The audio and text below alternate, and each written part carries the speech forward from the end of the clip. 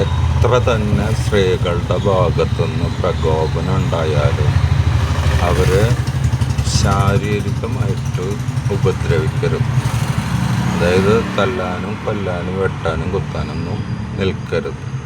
അങ്ങനെ ആരുടെയെങ്കിലും ശ്രദ്ധയിൽപ്പെട്ടാൽ, അതുപോലെ നിരന്തരമായി ഒരു വീട്ടിൽ സ്ത്രീകളെ ഉപദ്രവിക്കുന്നുണ്ടെങ്കിൽ, പ്രത്യേകിച്ച് ശാരീരികമായ ഉപദ്രവം, അതുപോലെ അമിതമായ ലഹരിയുടെ ഉപയോഗം കൊണ്ട് സ്ത്രീകളെ ഉപദ്രവിക്കുന്നുണ്ടെങ്കിൽ, അതൊരു കാരണവശാലും ആണുങ്ങൾ ആ സമൂഹത്തിൽ വെച്ച് പൊറുപ്പിക്കരുത്.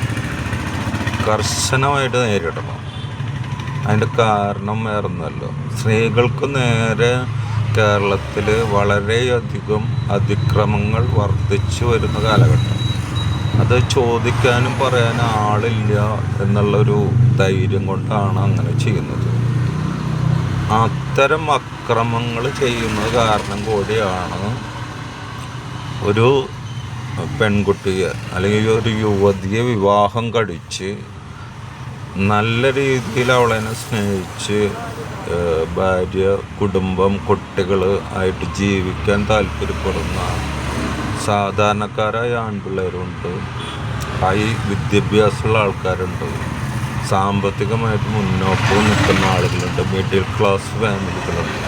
അപ്പോൾ അവർക്ക് വിവാഹം കഴിക്കാൻ പറ്റാത്ത ഒരു കാരണം, നമ്മൾ നിത്യേന മാധ്യമങ്ങളിൽ, ദൃശ്യമാധ്യമങ്ങളിലും ശ്രവ്യമാധ്യമങ്ങളിലും അതുപോലെ പത്രത്തിലൊക്കെ കാണുന്നത് ദിവസവും സ്ത്രീകളെ ഉപദ്രവിക്കുന്നതാണ്.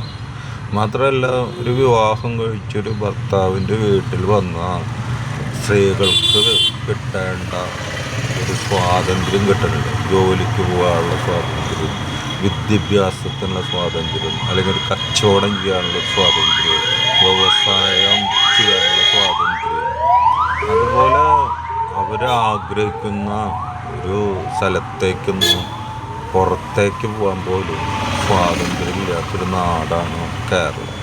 പറയുമ്പോൾ കേരളത്തിൽ എല്ലാവരും എഡ്യൂക്കേറ്റഡാണ്. സത്യം പറഞ്ഞാൽ 100% സാക്ഷരതയുള്ള നാട്ടിലാണ് സ്ത്രീകൾക്ക് നേരെ അത്തരം ആക്രമണങ്ങളും സ്വാതന്ത്ര്യമില്ലായ്മയും സംഭവിക്കുന്നത്. അപ്പോൾ അതിൽ നിന്നൊരു മാറ്റം വരുത്തേണ്ടത് യുവാക്കളുടെ, അല്ലെങ്കിൽ പുരുഷന്മാരുടെ, അല്ലെങ്കിൽ മധ്യവയസ്കരായ ആണുങ്ങളുടെ, അല്ലെങ്കിൽ അച്ചാച്ചന്മാർ, മുത്തച്ഛന്മാർ, അങ്ങനെ പുരുഷന്മാരുടെ ഒരു സമൂഹം തന്നെ സ്ത്രീകളോടുള്ള സമീപനത്തിലൊരു മാറ്റം വരുത്തണം.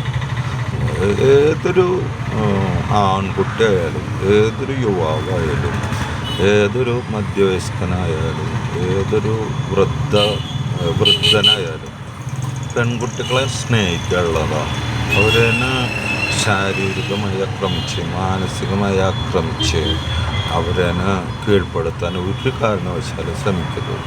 സ്ത്രീകളെ സ്നേഹിച്ചിട്ട് മാത്രം കീഴ്പ്പെടുത്താൻ ശ്രമിക്കുക. സ്നേഹിച്ചാൽ കീഴ്പ്പെടാത്ത ഒരു സ്ത്രീയായിരിക്കും. ആത്മാർത്ഥമായ സ്നേഹത്തോട് കൂടിയിട്ട് ഒരു സ്ത്രീനെ കീഴ്പ്പെടുത്താൻ ശ്രമിച്ചാൽ തീർച്ചയായും ആ സ്ത്രീ ഒരു പുരുഷൻ്റെ മുമ്പിൽ കീഴ്പ്പെടും. അതിൽ സൗന്ദര്യമോ സമ്പത്തോ പദവിയോ ഒന്നും അവർ നോക്കാറില്ല. ഭൂരിഭാഗം സ്ത്രീകൾ അങ്ങനെ. അവർക്ക് സൗന്ദര്യത്തെക്കാളും പ്രധാനപ്പെട്ട കുറേ കാര്യമുണ്ട്.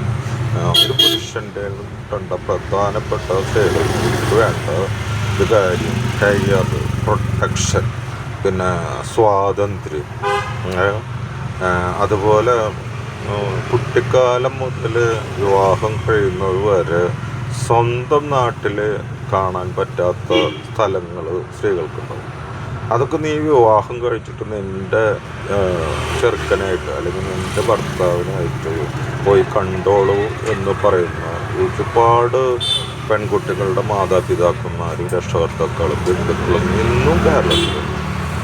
അപ്പോൾ സ്വന്തം വീട്ടിലെ സ്വാതന്ത്ര്യമില്ലായ്മ, അത് കഴിഞ്ഞ് ഭർത്താവിൻ്റെ വീട്ടിലെത്തി അതിലേറെ സ്വാതന്ത്ര്യമില്ലായ്മ, ഒരു ജോലി സ്ഥലത്ത് പോയ മാനസികവും ശാരീരികവുമായ പീഡനങ്ങൾ, അതായത് ലൈംഗിക പീഡനങ്ങൾ, ഇതുപോലെ ഒരുപാട് കാര്യങ്ങൾ അവർ നിത്യേന അനുഭവിച്ചിട്ടും അതുപോലെ തന്നെ സ്വന്തം വീട്ടിലെ അമ്മ അനുഭവിക്കുന്നത് കണ്ടിട്ടും അവർക്ക് വിവാഹത്തോട് വിരക്തി വന്നു, അല്ലെങ്കിൽ വിവാഹത്തോട് ഭയം വന്നു. വിവാഹം നമ്മളെ ചങ്ങലക്കിടുന്നതാണ്, നമ്മുടെ സ്വാതന്ത്ര്യത്തെ ചങ്ങലക്കിടുന്ന ഒരു കാര്യമാണ്. സ്ത്രീകൾക്ക് ഒട്ടുമിക്ക സ്ത്രീകളുടെയും ചിന്ത അതാണ്. അതുകൊണ്ട് അതിലൊരു മാറ്റം വരുത്താൻ പരമാവധി പുരുഷവർഗം, ആൺകുട്ടികൾ തൊട്ട് വൃദ്ധർ വരെ ഉള്ള എല്ലാവരും പരിശ്രമിക്കണമെന്ന് ഞാൻ അഭ്യർത്ഥിക്കുകയാണ്, അപേക്ഷിക്കുന്നു.